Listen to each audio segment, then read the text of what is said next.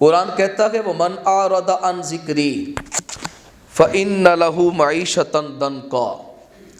فرمایا جس شخص نے میرے ذکر سے منہ موڑا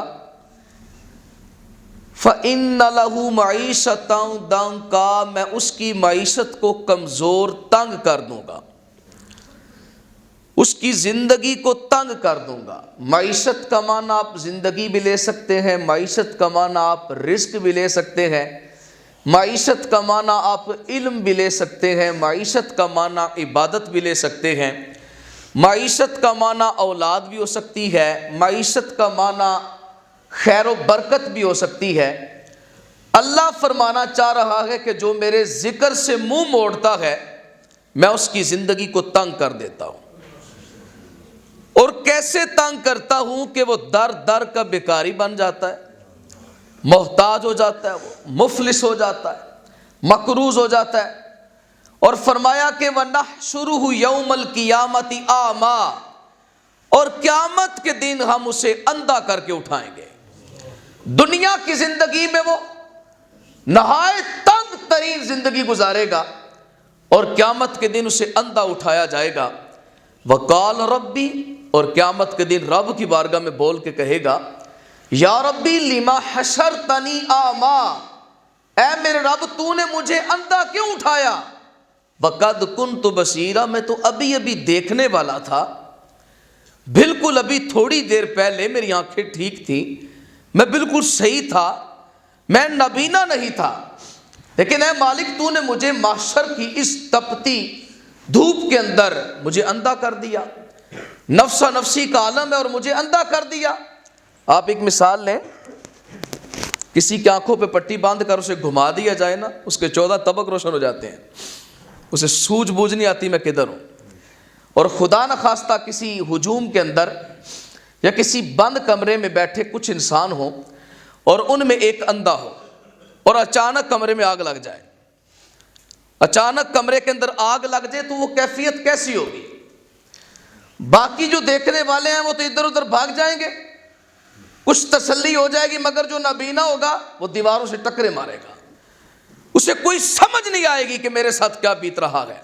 تو قرآن کہتا ہے اس نفسا نفسی کا عالم میں جہاں وہ 1.25 میل کی مسافت پہ سورج ہوگا اور یہ مٹی کی نہیں بلکہ یہ تانبے کی زمین ہوگی اور لوگ اپنے پسینے میں شرابور غوطے کھا رہے ہوں گے، فرمایا اس وقت میں اس بندے کو اندھا کر دوں گا اور اسے کوئی سمجھ نہیں آئے گی، کبھی وہ ادھر ٹکرے مارے گا، کبھی وہ ادھر ٹکرے مارے گا، کبھی منہ کے بل گرے گا، کبھی وہ کمر کے بل گرے گا۔ کیوں؟ فرمایا وَمَنْ أَعْرَضَ عَنْ ذِكْرِي، اس نے میرے ذکر سے منہ موڑا ہے، اس کا دل میرے ذکر سے غافل ہو گیا۔ اب ذرا سمجھتے ہیں ذکر کیا ہوتا ہے۔ ہمارے ہاں چونکہ ہماری اصطلاح کے اندر ذکر اسے کہتے ہیں بندہ ہاتھ میں تسبیح پکڑے اور اللہ اللہ کی صدائیں لگائے، ہمارے ہاں اس کو ذکر کہتے ہیں، اگرچہ یہ ذکر ہے۔ اور اللہ نے قرآن مجید کی اس آیت میں ان ذکری کی تفسیر قرآن سے ہی کی ہے۔ ذکری سے مراد میرا ذکر، اس ذکر سے مراد کون سا ذکر ہے؟ فرمایا وَاذْكُرِ اسْمَ رَبِّكَ وَتَبَتَّلْ إِلَيْهِ تَبْتِيلًا، فرمایا اللہ کے نام کا ذکر کر۔ اور ایک اور مقام پہ فرمایا قَدْ أَفْلَحَ مَنْ تَزَكَّىٰ وَذَكَرَ اسْمَ رَبِّهِ فَصَلَّىٰ، فرمایا کہ اللہ کے نام کا ذکر کرنا یہ بھی ذکر ہے۔ یا ایھا الذین آمنوا اذکروا اللہ، اے ایمان والو اللہ کا ذکر کرو۔ اور وہ ذکر کی حیثیت کیا ہے؟ وہ ذکر کا معنی کیا ہے کہ اللہ کے نام کا ذکر کرنا، کہ آدمی اللہ اللہ اللہ اللہ اللہ کی ضربیں لگاتا رہے، لا الہ الا اللہ پڑھتا رہے، سبحان اللہ کی تسبیح کرتا رہے، الحمدللہ کی تحمید کرتا رہے۔ اس کا نام بھی، اس کا معنی بھی ذکر ہے، مگر اس ذکر کے ایک اور معنی بھی قرآن نے بیان کیا، اِنَّا نَحْنُ نَزَّلْنَا الذِّكْرَ وَإِنَّا لَهُ لَحَافِظُونَ، قرآن کہتا ہے کہ یہ قرآن بھی ذکر ہے، ہم نے اس ذکر کو نازل کیا اور ہم اس کے محافظ ہیں۔ تو پتہ چلا کہ قرآن بھی ذکر ہے، اللہ اللہ کرنا بھی ذکر اور قرآن کی تلاوت کرنا بھی ذکر ہوا۔ تیسرا مقام دیکھیں سورہ جمعہ کے اندر خالق کائنات نے فرمایا یا ایھا الذین آمنوا اذکروا یا ایھا الذین آمنوا اذا نودی للصلاۃ من یوم الجمعۃ فَاسْعَوْا إِلَىٰ ذِكْرِ اللَّهِ، اے ایمان والو جب جمعہ کی اذان ہو جائے تو اس کے اللہ کے ذکر کی طرف دوڑو. یہاں ذکر سے مراد نماز ہے. کتنے ذکر ہمیں سمجھ آئے؟ 3. اور اگر ہم شفا شریف اٹھا کر پڑھیں تو شفا شریف کے اندر ایک حدیث کوٹ کی ہے حضرت امام قاضی ایاز مالکی رحمۃ اللہ علیہ نے، جس کو صحیح ابن حبان کے حوالے سے نقل کیا ہے. اللہ اپنے حبیب سے فرماتا ہے جعلتک ذکرا من ذکری، اے میرے حبیب میں نے آپ کو اپنے ذکروں میں سے ایک ذکر بنایا ہے. 4 معنی ہمارے سامنے سمجھ میں آتے ہیں. اللہ اللہ کرنا بھی ذکر، قرآن کی تلاوت بھی ذکر، نماز پڑھنا بھی ذکر، اور میرے اللہ کے پیارے محبوب بھی ذکر ہیں. اب آیت کا معنی کر کے دیکھیں، وَمَنْ أَعْرَضَ عَنْ ذِكْرِي فَإِنَّ لَهُ مَعِيشَةً ضَنْكًا، جس شخص نے میرے نام کے ذکر سے منہ موڑا میں اس کی معیشت کو تنگ کر دوں گا. جس شخص نے میرے قرآن سے منہ موڑا میں اس کی معیشت کو تنگ کر دوں گا. جس شخص نے میری نماز سے منہ موڑا میں اس کی معیشت کو تنگ کر دوں گا. اور جس شخص نے میرے حبیب سے منہ موڑا میں اس کی معیشت کو تنگ کر دوں گا. 4 معنی اس آیت کے ہماری سمجھ میں آتے ہیں جو ہمیں معنی قرآن نے دیے ہیں، اور ایک معنی ہم نے حدیث پاک سے لیا. کیا سمجھ آئی؟ آج ہماری معیشت کم نہیں ہے، 10 کمانے والے ہیں اور ایک بھی بیٹھ کے کھا سکتا نہیں ہے. ایک وہ دور تھا جب ایک کمانے والا تھا اور 10 بیٹھ کے کھاتے تھے. مگر آج ہمارے بیٹے بھی جاب کر رہے ہیں، ہماری بیٹیاں بھی نوکریاں کر رہی ہیں، اور گھر والی وائف بھی، وہ بھی کسی سکول کے اندر ٹیچر، وہ بھی کسی ہاسپٹل کے اندر نرس، وہ بھی کسی مقام کے اندر جاب ہولڈر ہے. اور آپ دیکھیں خود انسان بھی سارا دن مزدوری کرتا رہتا ہے، مرد بھی. لیکن شام کے وقت کیا ہوتا ہے جناب؟ پریشان ہو جاتا ہے کہ آٹا کم ہے، صحیح طرح پورا نہیں آیا، ابھی تو میں آٹا لے کے آیا ہوں اور گیس ختم ہو چکی ہے، ابھی میں گیس بھروا کے آیا ہوں کہ ایندھن ختم ہو چکا ہے، اور ابھی ایندھن لے کر آیا ہوں کہ گھر کا راشن ختم ہو چکا ہے. اس آدمی کی دوڑ لگی ہوئی ہے. اس دوڑ کی وجہ کیا ہے؟ کہ ذکر سے منہ موڑ دیا گیا ہے. نہ ہم قرآن کی تلاوت کرتے ہیں، نہ ہم نماز پڑھتے ہیں. کبھی ہے کہ تنہائی میں بیٹھے یا چلتے پھرتے ہماری زبان سے اللہ اللہ کی صدائیں نکل رہی ہوں؟ بہت کم ہے. ہمیں اس انٹرنیٹ کی دنیا نے اتنا مصروف کیا، بچے تو بچے، جوان تو جوان، بزرگ تو بزرگ رہ گئے.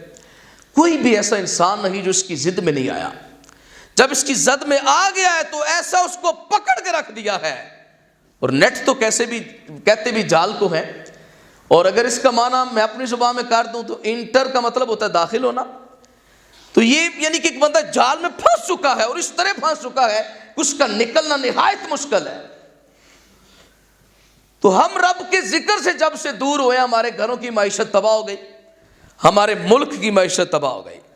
آج بیٹھ کے منصوبے کر رہے ہیں، کو گورنر، کو وزیر، کو فلاں، کو منسٹر، کہتا ہے جی ہم ایسا کریں گے تو معیشت عروج پہ آئے گی، ہم ایسا کریں گے تو معیشت عروج پہ آئے گی. میرا پیغام ان تک کاش پہنچ جائے، ایسا ویسا کرنے سے معیشت عروج پہ نہیں جائے گی. بس تم رب کے ذکر کی طرف دوڑ آؤ، اللہ کے ذکر کی طرف آؤ. ایک حدیث آپ کو سناتا ہوں، اس کے بعد اجازت چاہتا ہوں. بڑی کمال حدیث ہے، حدیث قدسی ہے کہ خالق کائنات خود فرماتا ہے بندہ مومن سے، فرماتا ہے ابن آدم تفرغ لی عبادتی، اے آدم کے بیٹے میری عبادت کے لیے وقت نکال. اب یہ حدیث سنیے گا اور آیت ذہن میں رکھیے گا. فرمایا آدم کے بیٹے میری عبادت کے لیے وقت نکال. اگر تو میری عبادت کے لیے وقت نکالے گا تو کیا ہوگا؟ ہوگا کیا؟ فرمایا املا صدرک غنن واشد فقرک، اگر تو میری عبادت کے لیے وقت نکالے گا میں تیرے سینے کو امیری سے بھر دوں گا. حدیث پاک ہے، سبحان اللہ کہنے سے ثواب ملے گا. املا صدرک غنن، میں تیرے سینے کو امیری سے بھر دوں گا، واشد فقرک، تیری محتاجی کو ختم کر دوں گا. شرط یہ ہے کہ تو مجھے وقت دے، شرط یہ ہے کہ تو میرے لیے وقت نکال. اگر تو میرے لیے وقت نکالے گا 24 گھنٹوں میں یہ چند منٹ، تقریباً گھنٹہ سوا گھنٹہ مجھے 5 نمازوں کے لیے دیتا ہے، چند منٹ مجھے قرآن کی تلاوت کے لیے دیتا ہے، اور چند سیکنڈ مجھے اپنے ذکر کے لیے میرے ذکر کے لیے دیتا ہے تو فرمایا ابن آدم تجھ سے میرا وعدہ ہے املا صدرک غنا تیرا سینہ امیر کر دوں گا, تیرے دل کی تنگی کو میں دور کر دوں گا, وَأَسُدَّ فَقْرَكَ تیری محتاجی کو بالکل ختم کر دوں گا, در در کا بھکاری نہیں بنے گا تو. شرط یہ ہے کہ مجھے وقت دے, مجھے وقت دے, مجھے ساری دنیا کو وقت دیتا ہے, ماں باپ کو, بیوی بچوں کو, دوست احباب کو, تمام کو وقت دیتا ہے نا. فرمایا تفرغ لعبادتی میری عبادت کے لیے وقت نکال. نماز کے وقت شٹ ڈاؤن کرنا تیرا کام ہے اور تیرے رزق میں برکتوں کا نزول کرنا میرا کام ہے. نماز کے وقت نکالنا تیرا کام ہے, تیری محتاجی, تیری غریبی, تیری مفلسی, تیری تنگ دستی کو دور کرنا میرا کام ہے. تصویر کا دوسرا رخ دیکھیں جی, اللہ فرماتا ہے اگر تو وقت نکالے گا میں تیری محتاجی دور کر دوں گا, اگر تو وقت نکالے گا تو میں تیرے سینے کو امیری سے بھر دوں گا. فرمایا فَإِلَّا تَفْعَلْ لیکن اگر تو نے ایسا نہ کیا, تو نے میرے لیے وقت نہ نکالا, اپنے کاروبار میں, اپنی اولاد میں, اپنے معاملات میں, دنیا داری میں لگا رہا, میرے لیے تو نے وقت نہیں نکالا, ہوگا کیا؟ فرمایا مَلَأْتُ يَدَكَ شُغْلًا وَلَمْ أَسُدَّ فَقْرَكَ فرمایا تیرے ساتھ دو کام کروں گا, تیرے ہاتھوں کو مصروف کر دوں گا. نہ چاہتے ہوئی بھی آدمی مصروف ہے, ویلا رہ کے بھی ٹائم کوئی نہیں. مَلَأْتُ يَدَكَ شُغْلًا تیرے ہاتھوں کو کاموں میں لگا دوں گا. صبح اٹھا تو کام میں, شام کو آیا تو کام میں, رات کو سونے لگا تو پھر کام لگ گیا. یہ سارے معاملات, ایک شخص صبح 8 بجے جاتا ہے اور شام 4-5 بجے گھر آتا ہے, پھر دروازے پہ دستک ہوتی جناب ایک ٹرالی ریت دی آئی ہے تو سٹ دو یار 1000 روپیہ لے لی, پھر اٹھ کے چلا جاتا ہے. ادھر سے کام ختم ہوا پھر اوور ٹائم لگانے کہیں اور چلا گیا. مجھے بتاؤ ذرا, یہ سارا دن کسی دکان پہ کام کرنے والا رات کو کسی برگر پوائنٹ پہ کام کر رہا ہوتا ہے, یہ سارا دن کسی موبائل سینٹر میں کام کرنے والا رات کو کسی جو ہے وہ کمپیوٹر لیب کے اندر کام کر رہا ہوتا ہے. مجھے بتاؤ یہ تمہارے اوور ٹائم کب تک لگتے رہیں گے؟ تم رب کے لیے وقت نہیں نکال رہے اور تمہارا وقت تنگ ہو چکا ہے. اس کے باوجود تمہاری نیند پوری نہیں ہوتی, اس کے باوجود تمہیں وقت نہیں ملتا کہ تم والدین کے پاس بیٹھو, تم بیوی بچوں کے پاس بیٹھو, تم دوست احباب میں بیٹھو. یار بڑی مصروفیت ہے, بڑی مصروفیت ہے. جب تم اتنے مصروف ہوتے ہو تو کماتے بھی بڑا ہوگے. یار میں کماتا بھی بڑا ہوں لیکن مجھے پوری نہیں پڑتی, کیوں؟ کیونکہ اللہ نے فرما دیا وَلَمْ أَسُدَّكَ فَقْرًا اگر تو نے وقت نہ نکالا تو تیری محتاجی کبھی ختم نہیں ہوگی. ہر وقت تو محتاج رہے گا, صبح اٹھتے محتاج, رات کو سوتے محتاج, ہر وقت محتاج رہے گا. بس شرط یہ ہے اگر تم اپنے گھر کی, اپنے کنبے کی, اپنے قبیلے کی, اپنے گاؤں, اپنے شہر, اپنے ضلع کی, اپنی ڈویژن کی اور اپنے ملک کی, پوری دنیا کی معیشت کو درست کرنا چاہتے ہو تو رب کے ذکر کی طرف آ جاؤ. تم رب کا ذکر کرو, قرآن پڑھو, نماز پڑھو اور نبی مکرم کی اتباع میں آ جاؤ. یقین کرنا پھر خود رب فرماتا ہے وَأَمْلَأْ صَدْرَكَ غِنًا وَأَسُدَّ فَقْرَكَ میں تیرے سینے کو امیر کر دوں گا اور تیری محتاجی کو ختم کر دوں گا. آج کس درس سے ہمیں کیا ملا؟ آج کس درس سے ہمیں ایک میسج ملتا ہے, اگر ہم اپنے رب کے ذکر کی طرف آتے ہیں تو دنیا ذلیل و خوار ہو کر ہمارے قدموں میں آ جائے گی, اور اگر ہم دنیا کے پیچھے چلتے ہیں تو دنیا کے پیچھے چلیں گے تو ذلیل ہو جائیں گے. میرے استاد صاحب فرماتے تھے دنیا کی مثال مقناطیس کی طرح ہے.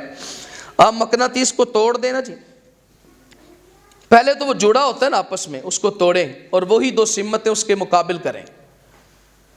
جہاں سے اس کو توڑا تھا وہی سمتیں اس کے مقابل کریں, آپ اس کے قریب کریں وہ آگے بھاگے گا, اس کے قریب کریں وہ آگے بھاگے گا.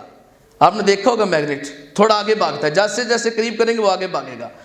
استاد صاحب فرماتے ہیں یہ دنیا مقناطیس کی طرح ہے, ہم اس کے پیچھے بھاگتے ہیں یہ آگے بھاگتی ہے. اگر ہم اس سے رخ موڑ کر دین کی طرف آتے تو دنیا ذلیل ہو کر ہمارے قدموں میں آ جائے گی. اس کے لیے شرط یہ ہے کہ ہمیں اپنے رب کے ذکر کی طرف آنا ہے, ہمیں اپنی سوچوں کو بلند کرنا ہے, اپنے رب کی بارگاہ میں حاضر ہونا ہے. اللہ کی بارگاہ میں دعا ہے کہ مالک کونین سمجھنے کی اور عمل کرنے کی توفیق عطا فرمائے. اللہم صلی علی سیدنا مولانا محمد و آلہ و اصحابہ وبارک وسلم. ربنا اعنا علی ذکرک و شکرک و حسن عبادتک. اللہم انا نسألک الہدی والتقی والعفاف والغنی مالک ارض و سما ہم سب کی حاضری قبول فرما۔ اے اللہ پاک جو کچھ ہم نے سنا اس پر عقیدہ اور عمل رکھنے کی توفیق عطا فرما۔ میرے مالک ہمیں اپنے ذکر، تلاوت قرآن، نماز اور تیرے پیارے حبیب کی اتباع کرنے کی توفیق عطا فرما۔ بار بار کعبۃ اللہ کی تجلیاں، گنبد خضرا کے نظارے کرنے کی توفیق عطا فرما۔ تیرے بندے تیری بارگاہ میں حاضر ہیں مالک، غربتیں چھائی ہوئی ہیں، محتاجیوں نے گھیرا ہوا ہے۔ اے اللہ اپنے حبیب کا صدقہ ہماری محتاجیوں کو دور فرما، ہمارے قرضوں کو دور فرما، ہمارے مصائب کو دور فرما، مشکلات کو آسانی میں تبدیل فرما۔ جو لوگ کاروبار کر رہے ہیں میرے مالک ان کے جائز کاروبار میں برکت عطا فرما۔ جنہوں نے فصلیں لگائی ہیں میرے مالک ان کی فصلوں میں برکت عطا فرما۔ میرے مالک ہمارے رزق میں، عزت میں، عمر میں، صحت میں برکات کا نزول فرما۔ بڑوں کا ادب کرنے، چھوٹوں سے محبت کرنے کی توفیق عطا فرما۔ وصلی اللہ علی حبیبہ محمد و آلہ وسلم۔